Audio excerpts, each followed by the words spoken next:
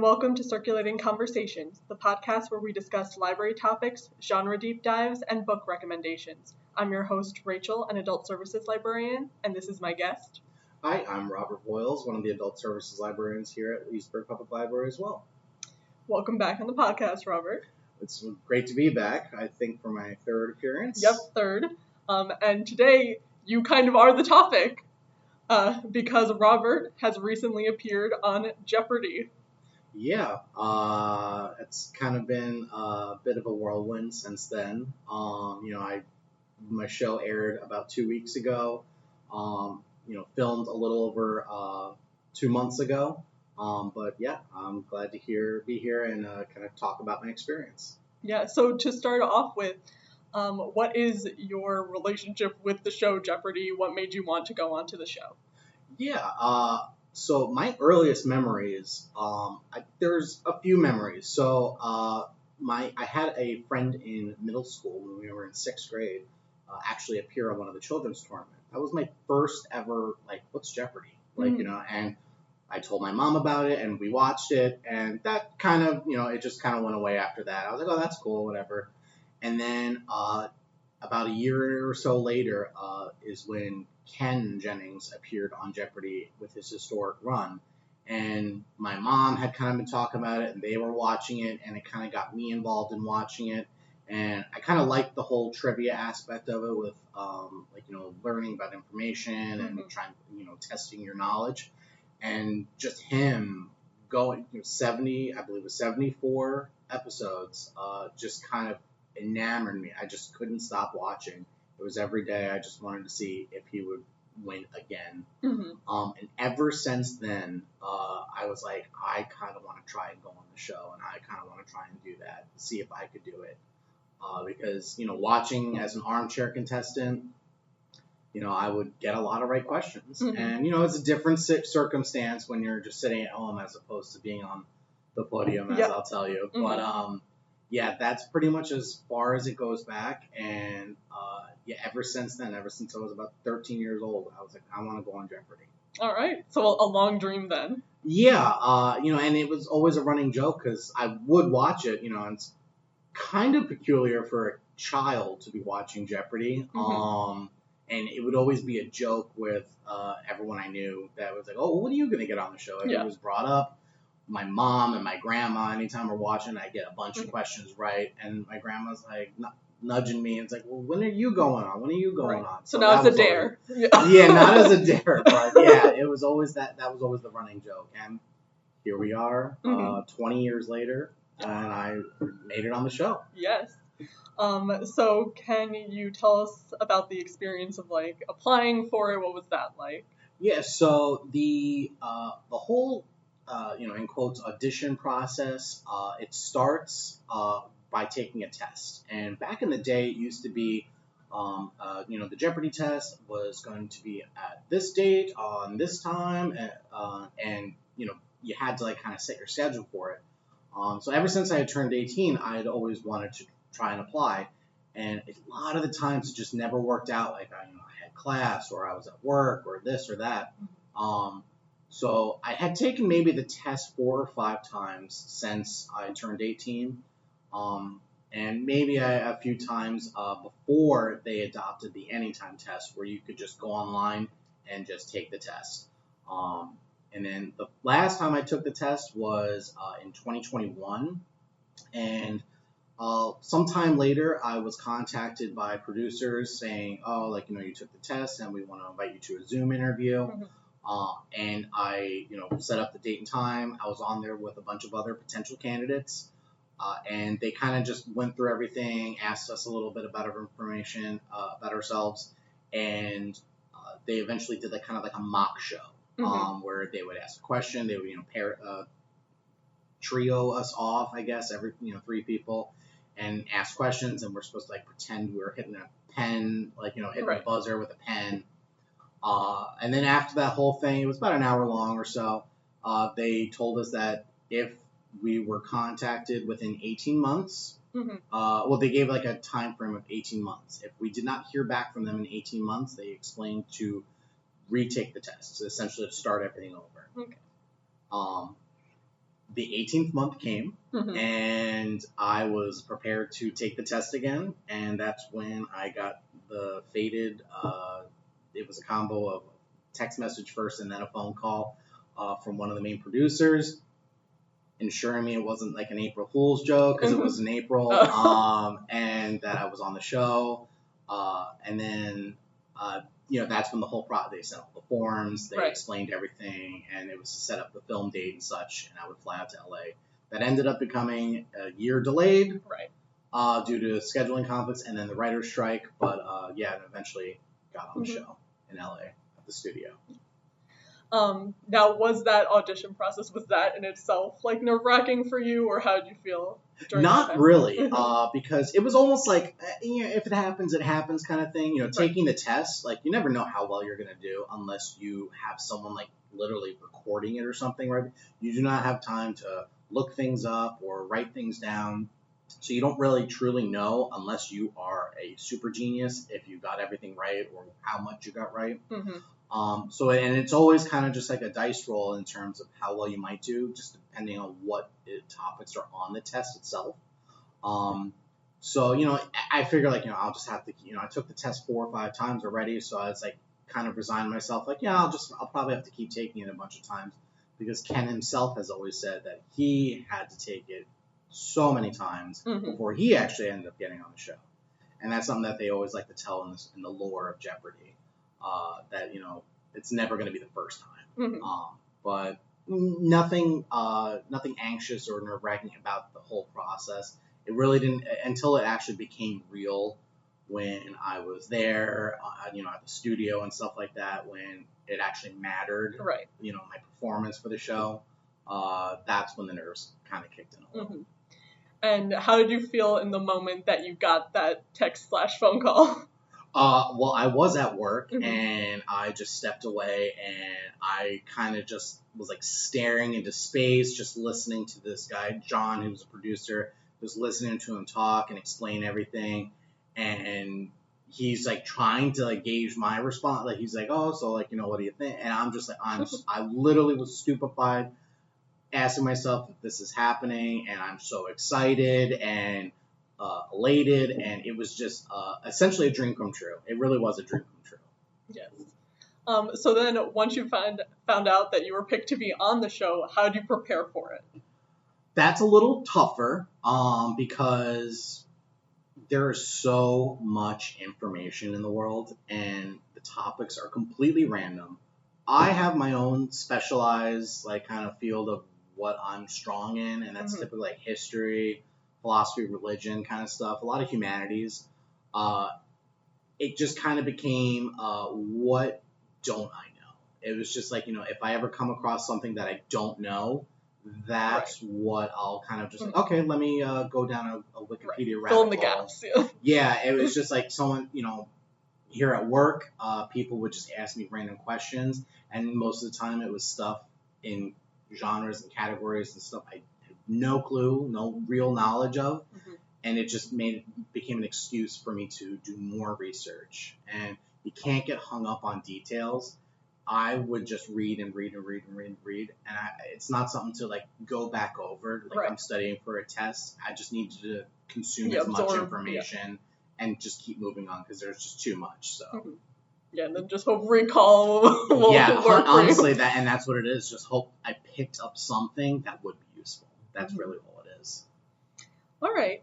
And so did you have any like certain strategies going in, like when you were going to be on the show, like buzzer wise or anything like that? Yeah, I mean, you don't really know until you're actually at the studio using the buzzer, how it like really works, like, the feel of it.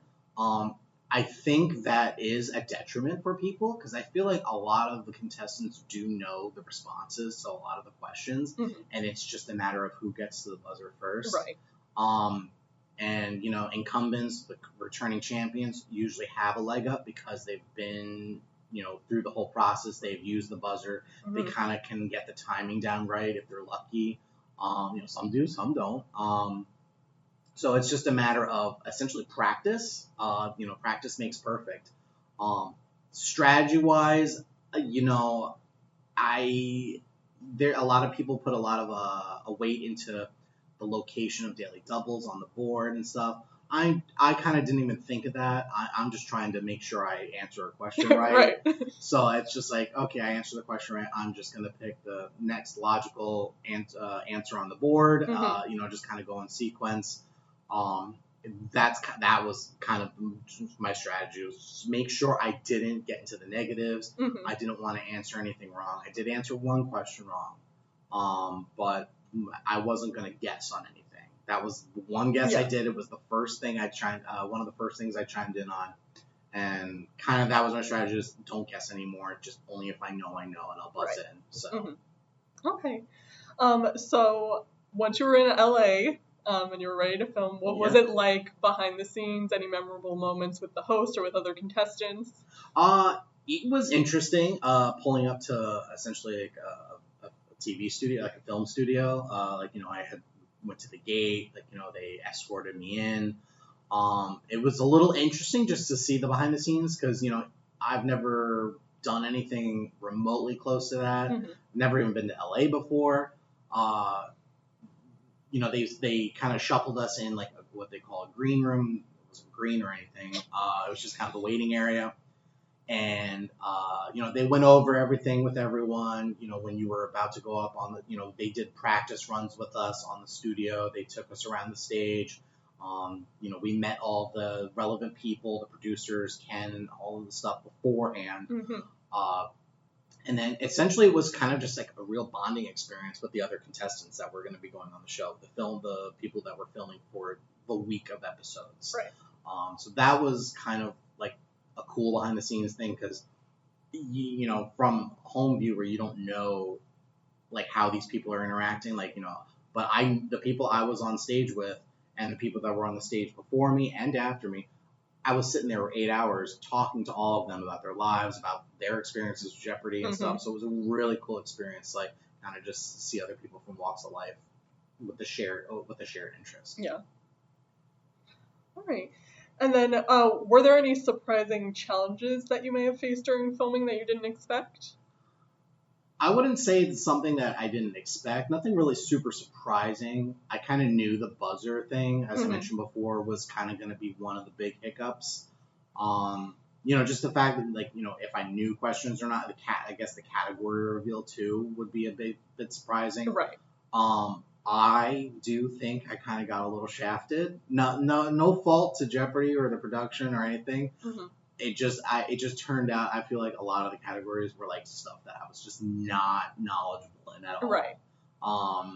And I always knew that if the episode I ended up on, I could know everything on the board or I could know nothing. It was a little bit of the middle, but that was maybe one of the more surprising things. And just like I said before, the buzzer thing, kind of just getting used to the buzzer. It was incredibly difficult. I got in some questions. Some of my questions were after wrong responses from other contestants, so that also helped me. So I think overall, that was probably just the biggest obstacles to me is just the categories that were kind of beyond me, and trying to manage that buzzer. Now, I wonder, is it known, are the categories, randomized of what it's going to be? So as far as I know, yes. They do have a third-party organization that, I think deals with, all the TV shows and filming and stuff like that, because it's to ensure, unbiased and, there's no actual, corruption or anything, funny business going on ever since, the 1950s game show scandals. They actually had someone from said company come in and talk to us as contestants and stuff, and how they ensure that it's all a fair process and such. Explain the question again. I was wondering if the categories are randomized. How they pick randomized them, categories. I kind of got off on a tangent there. Yeah, so random. As far as I know, because they explained that they're this third party is the ones that pick who's the one that goes up there, and they just ensure that it's all random. Okay. And that the categories are as well randomized. Okay, that's good to know. Yeah. Because I didn't want to start any conspiracy theories, but I was wondering if like they kind of look at your test and see, oh, this is where they did well in or anything there like are that. tons of theories about, especially like, talking about like the fair, ensuring there's fairness. Right. People will make any claim they like, I'm talking about average viewers will go to social media after an episode and say, oh, the producers had it out for this person because they didn't accept this response, but they did it for this person on this past episode. Trust me, just from a first-person perspective, I don't think any funny business like that happened. Mm-hmm. Everything is as honest as it can be, and it just depends on the situation. It's totally contextual. So I don't think they set people up or try to prop people up or in any way, for viewership. Right. So, well, that's good to know. Yeah. So how did your background as an adult services librarian influence your approach to the game, if it did in any way? So specifically about being a librarian, when I was applying, that first interview I did, when they were asking about us, they, asked about our jobs and stuff, and I mentioned I'm a librarian, and they, like, honed in on that. They're like, Jeopardy loves their librarians, because a lot, and surprisingly, yeah, there are a lot of librarians that do appear on Jeopardy. And they explained it themselves. Ironically, the current champion at the time of my interview was a librarian too. So, and they kind of explained themselves, like, about how that current champion had explained during one of the interviews, is that librarians have a very broad, shallow knowledge of like everything. Mm-hmm. They might have specialties or focuses. But we're exposed to so much information that it's kind of hard not to retain some of it from all areas, just whether it's from collection development or just learning about how, about the materials in the library. So I think that definitely kind of like helped my learning experience, my preparation for it, because of my exposure to just the amount of knowledge, as opposed to someone who works in the insurance industry at a desk job. Right. They're not going to be exposed to anything outside of what's in their job, whereas we're kind of just exposed to information in general. Right. So in that case, it could kind of be a mix of you're pulling on what you know and what interests you personally, but also what you may have learned through your career. Yeah, it's almost like just osmosis. Like, I'm exposed to it, I see it, like, whether I retain it or not is another story, but, there's no lack of opportunity at our job in terms of information, books, online resources, everything like that. We are exposed to information constantly, and we have to sift through it. So. And do you have any tips for maybe people aspiring to go on to Jeopardy? The only tip I can say is just apply. Just if you think you can do it, just apply. Even if you think you can't do it, apply, because you never really know. I'm a librarian. I have a master's degree. One of my opponents on my show has a PhD in English too. Like, on top of that, so it kind of like overshadowed a lot of maybe some stuff I would know just based on literature or anything like that, or writing. You just never, and I placed second and she placed third, and it's just a matter of what's on the board, because anyone can get any category that they can sweep and take the game. You don't necessarily have to be the smartest person. You don't necessarily have to be even the quickest person. It's all circumstantial. You just have to kind of go in with good spirits and just have a good time. And that's exactly what I did. I was just elated to be there. I honestly did not care if I won. I just wanted to be able to get to Final Jeopardy. So not being in the negatives. That was like my only goal. But yeah, just if you think you can go on the show, if you think you can do it, you want to go on the show, just take the test. Anyone can take it, online. Just take it and wait here. That's all you can really do. Yeah. I don't know. I feel like I can never do it. I mean, certainly someone who's aspiring should 100% go for it. Yeah, if you have that pull. Yeah, I'm not gonna say like anyone just off the street. Oh, take the test. Take the test. You know, if you want to be on Jeopardy, definitely take the test. Yeah, don't hold yourself back. Yeah, absolutely. Don't think I'm not smart enough for that. Like, I would love to be on that show, but I'm not smart enough. Mm-hmm. It's not about that at all. For me, it's not specifically Jeopardy. It's just TV in general. Game show. I wouldn't want to. Maybe Family Feud. That would be the one I'd do. And has the experience on Jeopardy impacted your work as a librarian at all? In my day-to-day, like actual how I approach work, I don't think so. I did become kind of a bit of a local celebrity, and I'm not stroking my ego. I got maybe like 10 people. Oh yeah. I was like, are you the person that was on Jeopardy? And I go through the whole, oh my gosh, I saw you, like, this and that. So I kind of autograph request. I did have one autograph request. Yes, that was true. Even though I'm not even really famous, but I got my 15 minutes. It was really nice. I was in the paper. I'm glad I got a lot of support from the people at work, the people in the community where I work, and the people back home where my family is. Just a lot of people reaching out and just congratulating me.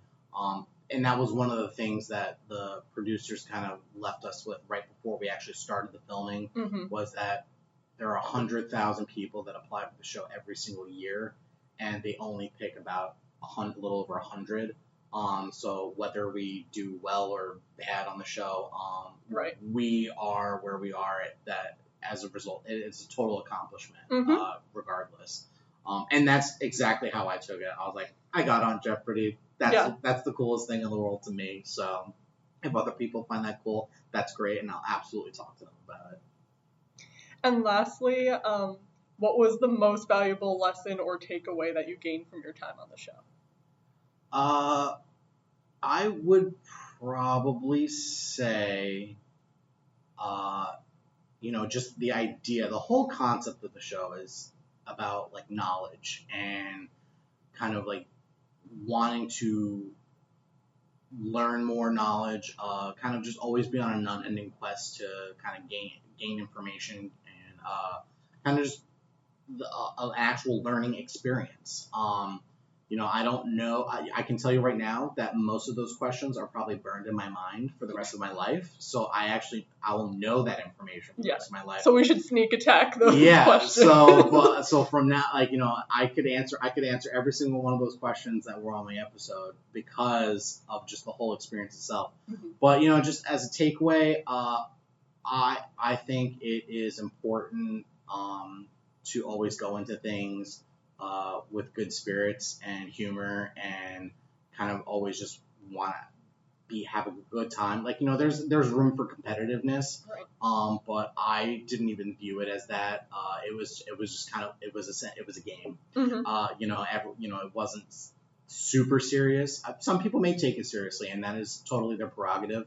I try not to view things seriously like that, and that kind of was a lesson for me. Mm-hmm. I went in very nervous, but talking to everyone, all the other contestants, definitely relaxed me a lot. I had like that imposter syndrome. I was like, am I really smart enough to be here? Mm-hmm. I was like, I got lawyers over here, scientists, chemistry professors in colleges, and I was like, do I belong here? And just talking with them and just having that shared experience of the love of Jeopardy and the experience, I think that's a big takeaway, is just kind of just having that camaraderie and a love for the game, as mm-hmm. opposed to any kind of competitive or monetary goal, just sole monetary goal, right? Just trying to win and get the money. I think that's a really healthy mindset that you had. Well, thank you so much, and congratulations again for getting to have that experience. We were so proud of you here at the library. Yeah, it was awesome, and I can't thank the library enough for letting me take the time off mm-hmm. and helping me prepare for it. Even one of our staff members, Troy, made a buzzer for me because I was always nervous about the buzzer, and he was like, practice your thumb muscles. So Everyone will come in with the random questions just to broaden my knowledge, to give me the best chance that I had for the show. I couldn't be more thankful. So yeah. Again, we were very proud of you. And thank you to everyone listening. I hope you enjoyed this episode of Circulating Conversations and join us again next time.